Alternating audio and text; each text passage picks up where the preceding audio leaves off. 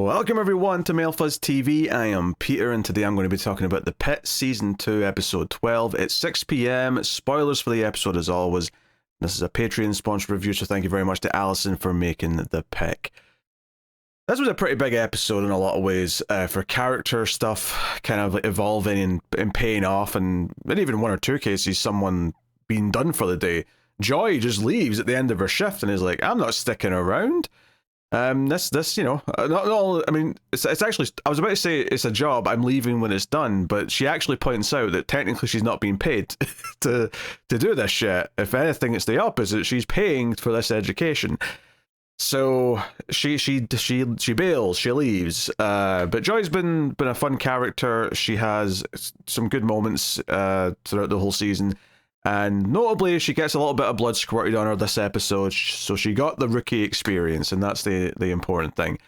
But there's a lot of big stuff to talk about this episode. We've got more Langdon and Santos, sort of evolution of that, and I think the evolution of that this episode is particularly well done and nuanced in a way that I think really, because when I say it's like an evolution of their plot, it's really just the Santos side of it. There's not really much to do with Langdon this episode. He's the subject, of course, still that she's talking about, but he has some moments. He has some fun moments. He's got the fun little joke bit where he sees the actors, the reenactment actors, and the fancy get-ups, and he's geeking out over them. And there was a couple little moments. Dr. Al noticeably is being very cold with him, which is interesting because she was the one being positive with him before. So I feel like someone's got to be on Langdon's side soon, because with both Robbie and Dr. Al being against him, because Dr. Al clearly didn't know about him taking meds from the hospital, and when she finds out from Robbie, is pretty pissed about it. It makes sense she doesn't know. I'm still of the opinion that a lot of people do know, right? More than 3 people. For sure. I think, if anything, I think this episode confirmed that Whitaker already knew. I was already convinced that he did because of what he did earlier in the season, where he said, I better order those meds. That moment made me think he knew, and I think his reaction when Santos brings it up this episode kind of implies to me that he already knew. That she might have even already have brought it up in front of him, complained about it, or whatever. So the Langdon stuff is here, and there's definitely some room for that to evolve, but there's a lot of talk about Langdon this episode, not necessarily a lot of Langdon himself in prominent scenes. Like, he's around, he's there, he has a couple of moments where he realizes Dr. Al's kind of shutting down his ideas, and he's getting kind of a taste of what Santos was getting earlier in the season, actually. But all the talk of him in both the Santos plot and to an extent in the Robbie plot is where this stuff really went forward. And I think the Santos stuff is super interesting because I think she equally in this episode has maybe the most unlikable comment she has made all season, but also has the most likable and sympathetic scenes that she's had all season in the same episode. The unlikable comment is when Robbie talks to Santos about talking to Langdon. She's like, hey, I heard you had a one-on-one with Langdon. He's back now, you're going to have to learn to work with them, which is, interesting coming from him given his attitude towards Langdon. It shows that at the very least he's trying to act like the parental figure when he's talking to her and give her advice about working with him. And she says, only until he relapses. I found that to be a particularly unlikable line. It's maybe one of the more heinous things she said. Just because it's so unforgiving and so cynical that that came off very unlikable, which is why it's really nice that the rest of her stuff this episode sort of does a bit of a 180. And it's not because she has some big turn or starts saying the opposite or anything like that. It's more just that when she does find herself in a place where she's feeling pretty rough, right? There's a moment where she finds out that Robbie's going to offer up his place for Whitaker while he's gone, right? Robbie just mentions it casually, like it's not a big deal. And he's almost saying it to her like, hey, that'll take care of that whole farm thing that we're worried about. I've got him going to stay at mine. And you can tell that it affects her. You can tell that she does not like hearing this news. And it's not the only thing, of course, but it's one of maybe the things that's, bubbling up over the course of the episode and indeed the whole season, where we see her go to a drawer with the scalpels and she is looking at it, and she does take one out and put it in her pocket when Whitaker comes up. Now, before we even talk about what they say here, I would love to say that this is such a good little moment. Because even though stealing a scalpel is not the same as stealing meds, right? And I would never suggest that it is. It's not an accident though how similar of kind of a visual it is to like taking something that they're not supposed to take and putting it in their pocket, right? As much as this is nowhere near as illegal by any stretch, and it's not as like, you know, it's not the same thing. But the idea that she's stealing this from the hospital is a little symbolic in this idea of like she's dealing with her own demons in a very also unhealthy way, and she's kind of like doing some similar things in the process of doing, again, not the same thing as stealing meds and being addicted to something by any stretch, but certainly the visual of her like sort of like being caught looking at it and like shoving it in her pocket quickly stuck out to me as maybe being something where she should be perhaps be a little more sympathetic. For more reason than one, actually, as this conversation goes on. Now, as much as I think she says one or two things here that is a little bit hypocritical, particularly where she says, oh, you know, Langdon was an asshole, and that's one of the main reasons why she dislikes him. There is a little bit of hypocrisy there, right? Because she kind of is an asshole to a lot of people, like all the time. It's kind of her brand. It's why I dare say she's kind of unlikable a lot of the time. So there's maybe a little bit of, you know, projection there, maybe a little bit of a realization still needs to happen. But I still found her coming, most of this scene coming off as more sympathetic. I don't know if likable's the right word, but certainly I was sympathizing with her a lot more by the end of the scene, because when Whitaker says, hey, something's up, tell me what's going on, and she obviously says, no, piss off, or, you know, that's not the exact wording, but Whitaker is going to walk away. He decides to not to. He just stands there, and she's like, okay, fine, if you want to just stand there. And she kind of unloads and talks about Langdon. This time when she talks about him, it feels a lot more honest. It feels a lot more like getting to the root. It's, you know, when she talked to Langdon, she says, oh, I've been a pariah here because, you know, I turned in the golden boy and everyone hates me. It's like, we have seen very little evidence of that. Right, we have. So it felt very disingenuous. It felt like she was trying to paint him as this continuous villain in her life. This moment here, like, she says things that are just true. He gaslit her on her first day and questioned some of the things she was saying to make her look worse, which made her doubt her confidence. And we know how confident she feels about herself, or at least tries to project that she feels about herself. And that's kind of a big deal. This felt very honest, and it felt like this is why she can't stand looking at him, right? And again, I do think ultimately they have to learn to work together, but this was a lot more easy to kind of get on board and say, okay, this doesn't feel petty. This feels like, okay, I can see why this hurt you so much and why you do. And no, it doesn't make up for saying, you know, he's going to relapse again, right? It shouldn't say hopes he relapses, admittedly, but the way she said it, like, you know, gave off a vibe. But this made me understand why she feels the way she does a lot more than anything else she has said or done throughout the entire season. And it doesn't necessarily justify like some of the unprofessional stuff in front of the patients and so on, which ironically in this very episode she takes Joy aside and says, hey, don't say oops in front of the patient. Now obviously saying oops in front of the patient isn't the same thing as what she was doing with Langdon, but the idea that she's telling, you know, that the younger student, you know, like, you can't say certain things in front of the patient because, you know, hearing oops from your doctor when they're stapling your skull back together is not something you want to hear, even if it isn't a big deal, right? It's concerning. I'd be concerned myself. So that's there, right? So it's, you know, it's she understands that you can't act a certain way in front of a patient, and yeah, again, fighting and having like a beef is not the exact same thing as sort of like acting like you've made a mistake, but again, parallels there, right?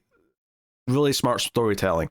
So that's why I liked about this scene quite a bit. I liked this scene quite a bit because it felt like it was coming from an honest place, and she was saying what the real reasons why it's so difficult to deal with them, and like why on a personal level it made her feel so bad on that first day. So there's still, you know, healing to do here. There's still growing to do, but this felt like the most honest and even a little vulnerable in the way she was kind of opening up here. And it led to actually a very, very likable scene between these two characters, where when Santos brings up, oh, and yeah, I heard you're abandoning me as well, you're going to go stay with Robbie. Or I can't remember the exact line, but she brings it up. Whitaker's not told her this yet. She brings it up because she's already heard it from Robbie. And it leads to this wonderful scene where Whitaker is like, basically realizes, oh, you don't want me to leave. You don't want me to go. And says, look, I mean, I thought it was your idea. I thought you wanted me gone and you suggested it to Robbie, but like, I can just go over and water the plants and do whatever else, like, every couple of days. I don't need, like, I don't actually have to live there. So how about this? How about you tell me you like me living with you, you like me being your roommate, and I'll just stay. And that's fine. All you have to do is admit that you want me there.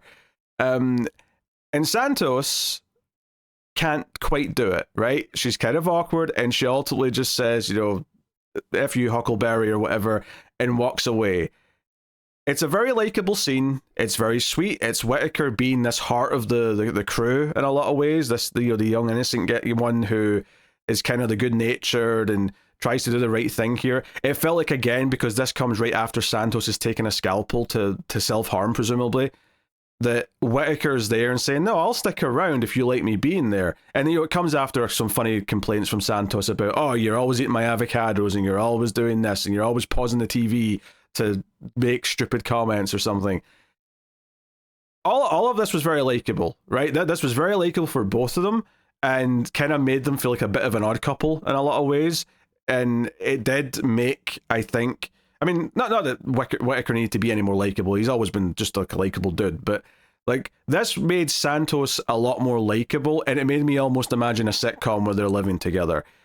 So this was really good stuff to all kind of have back to back. And then I can't not mention, of course, the way this scene ends, where after she skedaddles out of the scene, she walks away, and the camera refocuses to Javadi, who's just kind of leaning against the counter in the background. And she has a look on her face, which I can only compare to last season when she was like staring at Mateo and like wanting to have his babies. Like, she had that look of like, oh, intent on her face. She had that on her face. Not because she's suddenly attracted to Whitaker, although I'm sure if Whitaker made an offer right now, she might giddy up. She proceeds to say, you have no idea how like satisfying I found all of that. She looks an orgasmic pleasure of Santos being put in a situation where she's uncomfortably confronted with actually being a genuine human being and being put, and uncomfortable in a good way. This is not a mean-spirited thing. This is a very nice uncomfortable where they're trying to humanize her a little bit. And because Javadi's the one who gets the brunt of Santos's bullshit, like, the smirk in her face, the look of absolute content was priceless. It might be the single funniest moment of the entire show, was Javadi's reaction to witnessing all this. And the best thing about it is you don't even notice she's there until like towards the end of the scene, and then you realize that she was just like lapping that up. She was into it so much. So yeah, great set of sequences here. Really evolved the storyline, and it's kind of like, I think we understand Santos better, and that's not to say that she's not without her problems, right? She is, absolutely. But this did a lot to humanize her and make it feel like she's not just being an asshole. Although she still acts like an asshole to everyone else, and she's flat out, acts like an asshole to some patients even in this episode, which Robbie calls her out on. So, hey, good stuff there, really likable. And I suspect that maybe the win by the end of the season will be Santos finally saying to Whitaker that she likes having him as a roommate. I'm sure she'll do it in some sarcastic way, because that's her thing, but she will finally say something like that by the end of the season, and that might be a sweet moment. Now, will she have another more genuine talk with Langdon and maybe admit some of the things she admitted to Whitaker, to sort of let Langdon know, why she feels as strongly as she does, so that he can understand exactly what he did beyond the obvious that he kind of knows? Then I think that could be an interesting sequence, and maybe give them both a chance to grow from that. But hey, The other side of the Langdon stuff, actually, I should probably I'll dip in here, say, Mateo showed up. He's part of the night shift now. So we haven't seen him all season, and he walks in with a big entrance, and Javadi isn't that nervous talking to him. Like, I still think she might be attracted to him, but she's not, she's not a blubbering mess anymore. She's holding a conversation. They know each other a bit better now. It's all very pleasant. But the other side of the Langdon kind of ripples is more on the Robbie plot. And Robbie's got a lot of stuff here as usual. He's trying to get his friend in for a CT, but the CT pile up. People keep coming in with emergencies that are really severe and they have to go to a CT first, so he keeps getting sort of daisy chained down the line. But Robbie has moments with just about everyone this episode. But the scenes that I want to talk about, obviously, I mentioned already where he talks to Dr. Al about Langdon. It's worth mentioning there that he there was an opportunity here for Robbie to kind of stick up for Langdon, and he didn't do that per se, right? He kind of just dodged around it, right, without having to actually stick up for Langdon. But he gets frustrated. He does say, "Hey, this place, might fall apart. It's yours to fall apart under when I'm not here. So try not to f it up," or something to that effect as he walks out of the room. But one of the big conflicts he has throughout this episode is with Dana. Now, last episode ended with Emma being attacked with this guy who had been passed out, and he has in her headlock at the end of the episode. This episode starts with Dana running to that room. We don't see quite what happens, but afterwards it's clear that he's been knocked out. Dana says she's hit him with a syringe of whatever, but he's also got like a bloody nose, right? And Robbie's like, when did he slip and get the bloody nose? And it's quite clear that Dana has punched him in the face or something akin to that in helping Emma. And they go through the process. There's a police officer later. Emma needs to give a statement. I think it's Cassie who checks out Emma to make sure she's okay. She does have like a mark on her neck, so it was a pretty rough hold. And Emma, the trooper's like, "Hey, I'm not going home. I'm sticking around. Like, I'm not quitting just because this happened." So that's all nice. But this leads to conflict between Robbie and Dana, where Robbie's trying to ask how this all happened and questioning why she had a syringe at the ready with a sedative in it. And it's kind of clear, right? This idea that she's maybe got this in her pocket at all times because of what happened last season, just in case someone tries to attack her. She's got something at the ready to knock them out with, which is not legal, for the record. That's the concern that Robbie has here. It's not so much that Robbie disapproves of her protecting the nurse, protecting Emma or anything like that. It's more just the idea that she's done something that's against the rules, and she could lose her nursing license for it, and so on. But it gets kind of heated, and Dana doesn't want to back down. She's ready to keep throwing punches effectively. And they kind of they separate, they get on with things, and they kind of butt heads again a little bit in the middle. And then they kind of separate again, and it's we have to finish this conversation. And she finally goes outside to smoke. She's been avoiding it all season, but she's finally done that. And Robbie goes out to have the conversation, and they have their blowout. And this is what we'll call the we're both wanting Emmys next year, so we're both going to try and outact each other in this sequence, where she's talking about protecting her nurses, and he's talking about, he even says, "Hey, I'll write you up the prescription or whatever, or the medical order for what's in that syringe. I'll make it on the up and up. But you've been acting like this all day. You're on edge, so on and so on." And this kind of leads to a couple things that are particularly notable for the progression of these characters, and it's mostly more. I mean, she has great lines in this scene. And obviously this is all paying off things that she's went through and what she's fighting for. But really it's the Robbie side where we get the real kind of the big gut punches of things moving forward. And it's in two particular areas. One, the accusations of him running away. The scene even ends with this idea of this place has survived without you, it survived without me, it survived without the previous attendees. This place will survive without you. And, I think this idea that Robbie maybe can't survive without the ER as opposed to just, the other way around, I think is a big theme of this, is that he needs this place, and he's able to kind of ignore all of his personal problems because he can just focus on the work. So yeah, it's kind of, you know, we've been building this idea of what's going to happen when he is free to actually think about everything else in his life that he's not happy with. So there's that. But the Langdon stuff, when it comes up, is quite interesting to me. And because throughout this episode, even though Langdon has a couple of nice moments, you know, with other characters, you know, he's with Donnie, with the reenactment guys, a couple of, you know, nice little moment with Cassie, where Cassie's upset about the mother who died, and she's complaining about not being able to cry, and Langdon awkwardly offers a hug at the end of the scene. She just says no, and it's a funny little scene, but it's a nice enough little thing. But, you know, Robbie's been cold towards Langdon. Santos hates his guts. Dr. Al's been ice cold to him all episode. It was really nice that someone finally kind of stuck up for him here with Dana. Because Dana basically says that, you know, like, you know, sometimes your children F up. Langdon F up. He did, you know, the crime. He's done what he was supposed to do.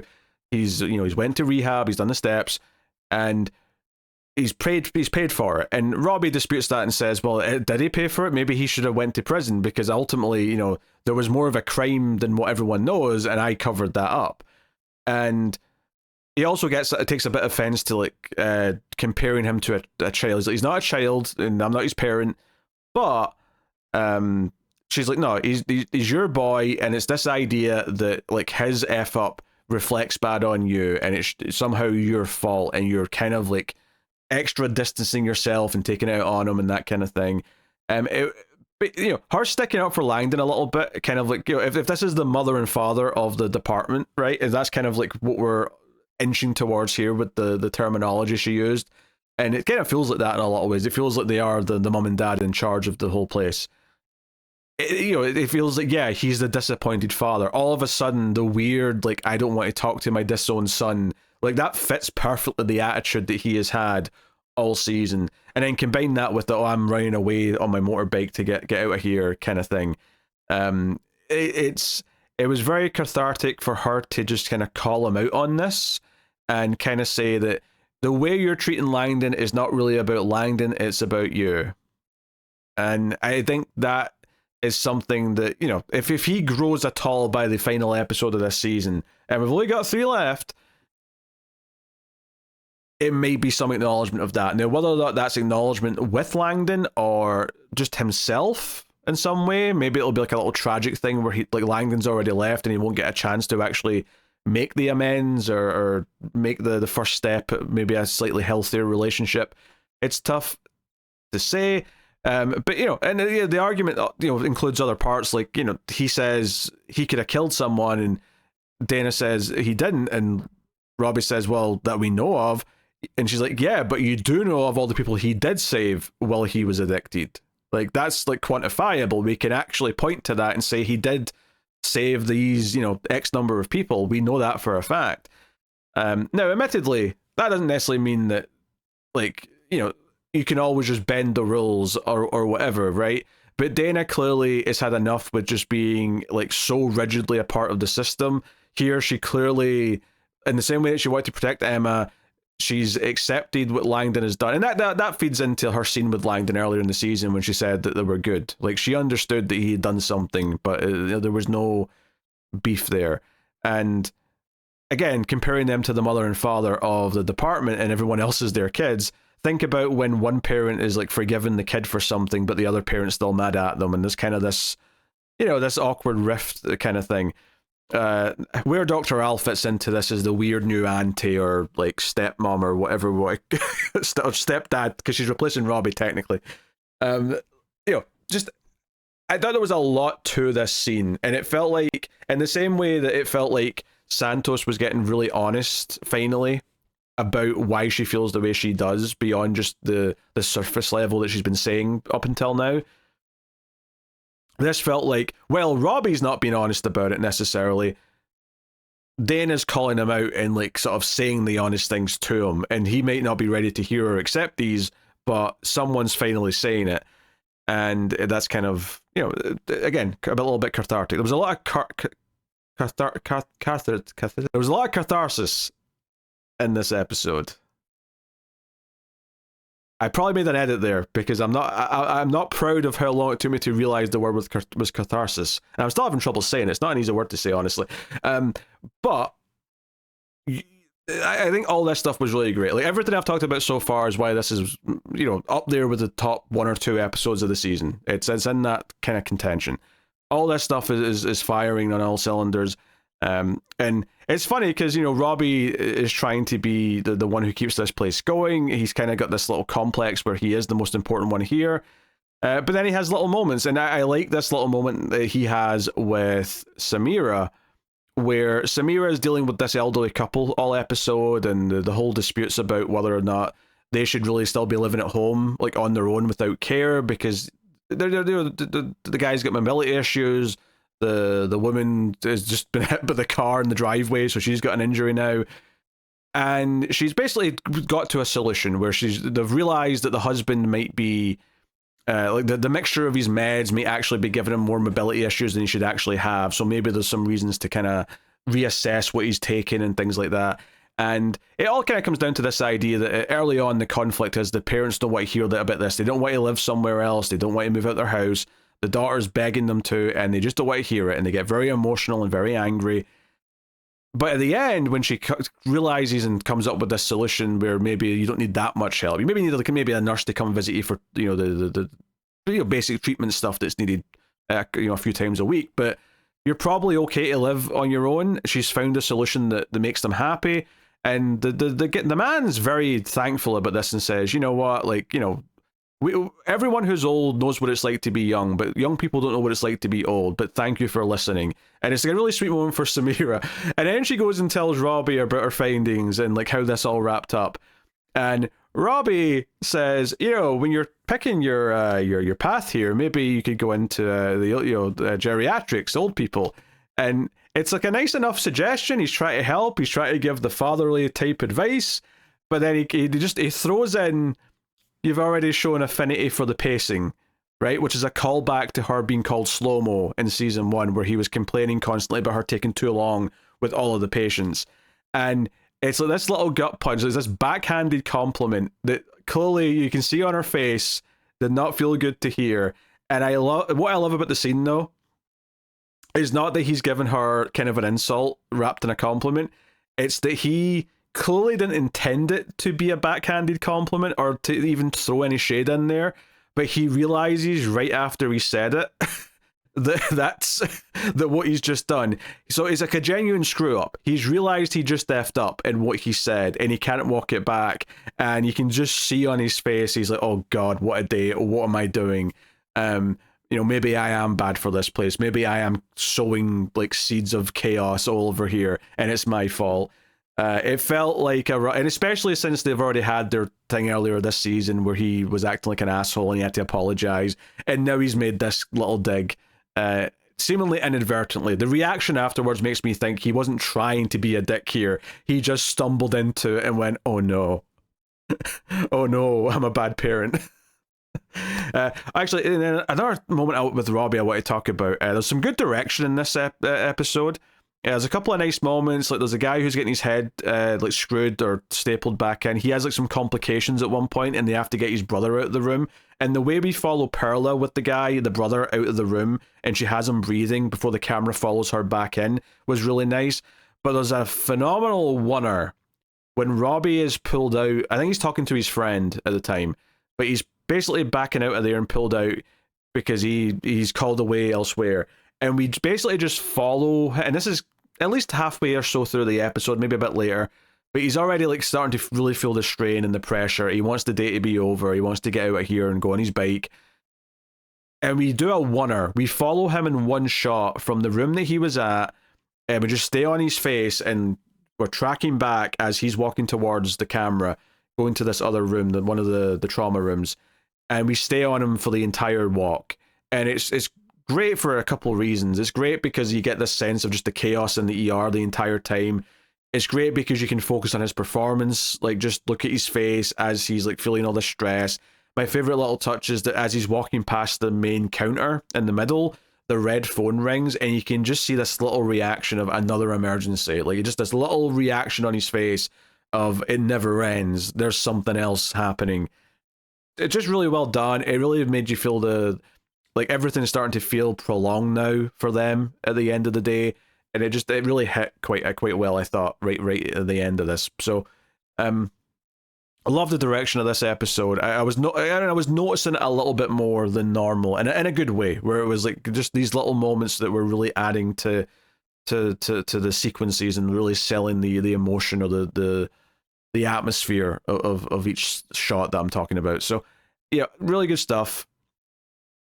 Really liked it. Nice little detail actually on when Mateo comes back in. I like that I'm thinking about it. Is he makes a reference to Dr. J. You know, he calls her Dr. J, and he references like I think a basketball player or something. I don't know. I didn't get it. Anytime Americans reference a sports thing, I'm just like, I mean, admittedly, even when people in the UK reference a sports thing, I'm admittedly just as confused. But like, I especially don't get the American sports references.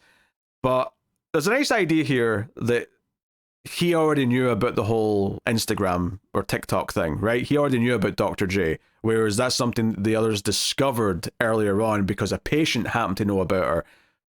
It kind of shows that there is a bit of a friendship there between her and Mateo, which is interesting, right? Not necessarily a romantic one, right? I'm not sure if it is going down that path. It feels like that boundary might still be there. But yeah, he's like maybe helped build her confidence, and hey, maybe that gave her maybe his support gave her the confidence to even be this social media star in the first place. Who's to say? But fun stuff. No Ogilvy this episode, I noticed. He did have a lot of focus last episode though, so you know what? It's fine. He can take I wonder if he's hiding in a corner somewhere. He's too traumatized from the leg and from the mistakes he made and everything else. I don't know. Maybe he's off cowering somewhere. But yeah. So, I mean, that was most of the big stuff. I didn't really talk about the patients too much this episode. You had the guy who had the fireworks explosion in his, like, garage, I think they said. That's garage for the Americans. Just in case you're confused. Garage. And he's cracked his head open, has some complications afterwards. That's what a lot of them are working on throughout. There's also the guy who's rushed to hospital by his son, who is coughing up like pink stuff, fluid. They were doing a lot of talking very quickly here. I didn't quite catch a lot of the specifics as to what was going on, other than just he needed to get his treatment and he didn't get it. So and we find out a hospital that they're close to is closed, so they had to drive like 90 minutes to get to this hospital, which is a long time to get to the ER. So there's some commiserations about hospitals shutting down and that kind of thing here, and that's all fine. There's a point in the episode where Dr. Al says, "Hey, the other hospitals have solved their cyber thing," and it sounds like they paid the ransom, which is, I don't know. I would not have thought they would do that. I don't know if that's realistic or not, because it just kind of encourages them to do it again at some point, presumably, but. They're like, we feel confident in our cyber defenses, so we're going to start booting things back up soon. Is it okay?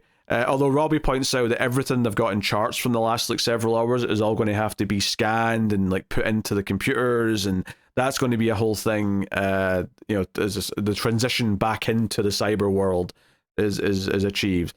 So that's something that's going on. Something that I thought was going to be more of like a plot ended up just being like a little one scene thing, which was the sunburned girl who came in with, she had the American flag bikini on. Or maybe she was in a sauna and she'd burned herself in the sauna, because she had like goggle marks on her face. But it is July 4th, so I kind of assumed she would be sunbathing, but either way, whether it was natural sunbathing or artificial sunbathing, she looked a little bit silly with all of the red and the tan lines and whatnot.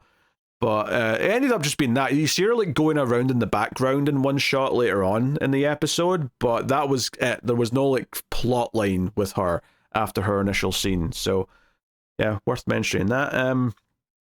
So I mean, as for others, you have a little bit talks about Jesse and what's going on with him. Not really that much to update though. They just kind of mentioned that they're still looking into it and getting him a lawyer and things like that, but they don't even know where he's been taken.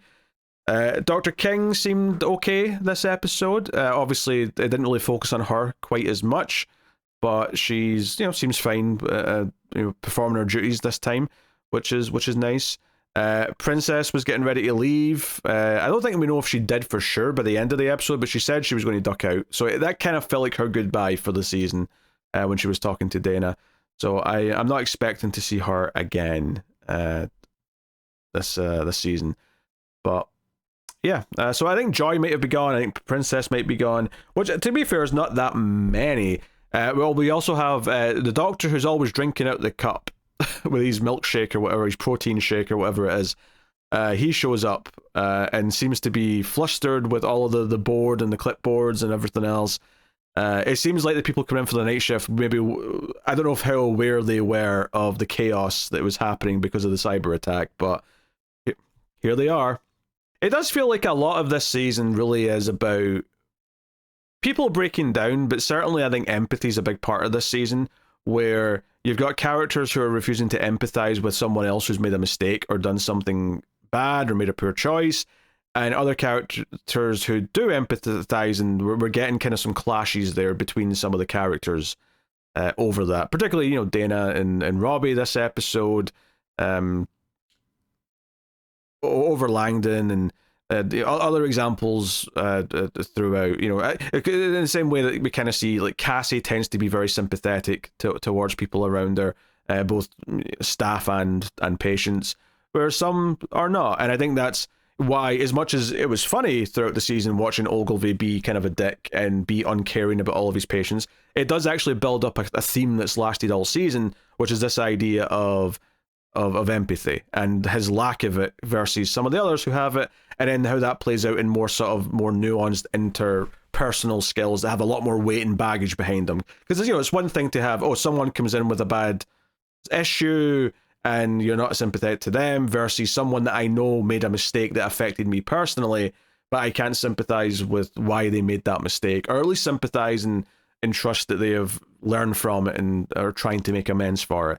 And I'm just going to splice this in because I forgot to talk about the follow-up with the asshole who attacked Emma. I completely forgot to talk about this part of it, where we do see Cassie Mackay talk to him and explain to him that, he is going to be questioned by the police and all that. Interestingly, he's acting like he doesn't remember attacking anyone. He's acting like he doesn't have a clue what they're talking about. But notably, when Mackay goes out to talk to Dana, and Dana's demanding some answers, and she's showing her the results that say that he's got cocaine in his blood and all that, or in his system. I don't know if it's in his blood, but in his system.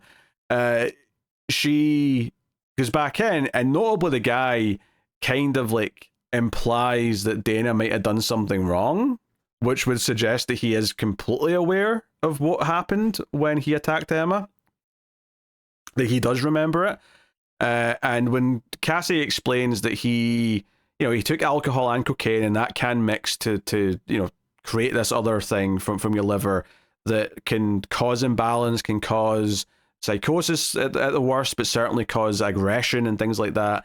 He's like, well, isn't it that fault then? I'm not at fault if it did that. And she's like, wait, if you murdered someone while you're drunk, you still murdered someone. So you're not leaving the hospital and going home. When we're done with you, that police officer's taking you to the police station to get questioned. And the guy just, yells, F this, I'm going to sue you all, F all of you. And he gets, aggressive. He's tied to the bed now, of course. He can't do anything, but he's yelling and screaming as she walks out. And it's like any sympathy or anything that, not that I think anyone started off with sympathy. The way he grabbed Emma, who is, this young woman, was so aggressive that you can't really expect to sympathize with him. But once we started talking about, well, was Dana in the wrong for the extra hit? Did she act, a little bit too, whatever, as Robbie calls her, she's walking around with a vigilante with a syringe in her pocket and a need for vengeance or something. She's stalking the halls like the nurse Punisher. It's obviously a funny way to describe it, but it's like, oh, did she go too far? I think the rest of this plot line where he gets aggressive again and yells and acts like he's innocent and gets furious that they're ruining his life by doing this and gets entitled. It's like he kind of earns the hit. Don't get me wrong. He grabbed Enema, so we're at Emma. I said Enema. He grabbed Enema. Oh, I'm so sorry. He grabbed Emma, so I think we were okay with the hit anyway. But I think in the aftermath where we're questioning, oh, maybe she shouldn't have done that, because just if nothing else, just because it might complicate things and like give him like a, you know, a get out clause, or give him something that he can get them into trouble for. But you know, it's not worth them getting into trouble for his attack. But he earns that punch like again so much as he keeps talking that you're satisfied that Dana, if anything, you're kind of hoping she got an extra couple of kicks in. Like maybe an extra kick to the nads went awry, is all I'm saying. Good stuff. That is episode 12 of The Pit. Let me know what you thought of this one in the comments below. Like, subscribe, all that stuff. Helps out a bunch. And of course, you can support everything over at patreon.com/MailFuzzTV. Help keep all the shows coming, both here and over at MailFuzz Movies, the movie podcast channel. Check that out if you haven't. But that is me. Thank you once again. I'll see you guys next time. Keep watching TV. Have you got any vanilla?